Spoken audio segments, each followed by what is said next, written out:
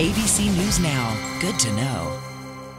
There's a new study from the University of Chicago which had all of us talking. It turns out the more gestures a baby makes at 14 months, the bigger their vocabularies. And we know vocabulary can have a direct impact when you go to school. So parenting contributor Ann Plachette Murphy is here to explain this to us. Now, what kind of gestures are we talking about? Complicated gestures or just me talking to you? Someone asked me, I come from an Italian family. Does this mean my kid is going to talk a lot sooner? And not necessarily, but it does mean that you should respond to their gestures. We have a rogue. Yes, we have a lot of roving 15-month-olds. And they looked at 14-month-olds because that's a time when their gestures are very rich because it's just before they're really going to learn to speak. And so they're using these gestures, obviously, before they talk, just as they crawl before they walk. They're going to gesture a lot before they can coordinate the words. Right. Now, if you want them to gesture, you don't want them. Do we have the Meet the Fuckers clip here?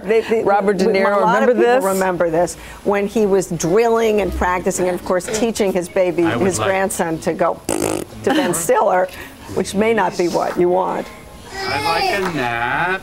And then so that kind of drilling and practicing is not what you want to do.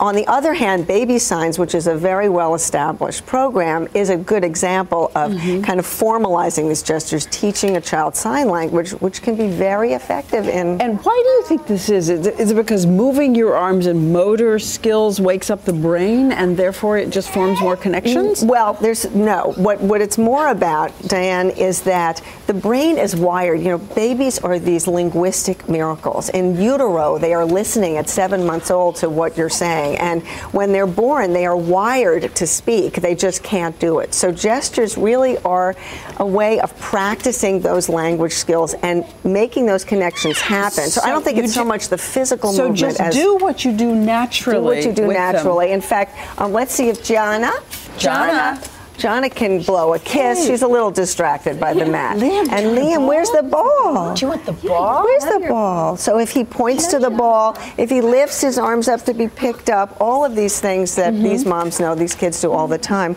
the richer the gestures are at home, the bigger the vocabulary when they go to school. And you're saying that these can help a lot, for instance, with tantrums, where they don't have the words yet, but they can do things that help alleviate the tantrum. If you respond to them. I mean, that's the whole point, because basically the message you want to send is, I know what you're trying to say, or let's try to figure out what you're trying to say. Naming what they're doing is incredibly important. But, you know, modeling gestures and saying bye-bye and pairing them is And I very wonder important. if at the end of the day, part of this isn't just about interaction and someone being excited to see you and react to you. Exactly. It has such a wonderful message behind it, which is that I am, what you're saying is important to me, and I'm trying to understand you. And you're so right, that the emotional connection is going to also boost their brains. So even if it's just a gesture, it can increase vocabulary. That's great news. Can we say bye-bye? Can anybody say goodbye? Can we wave bye-bye?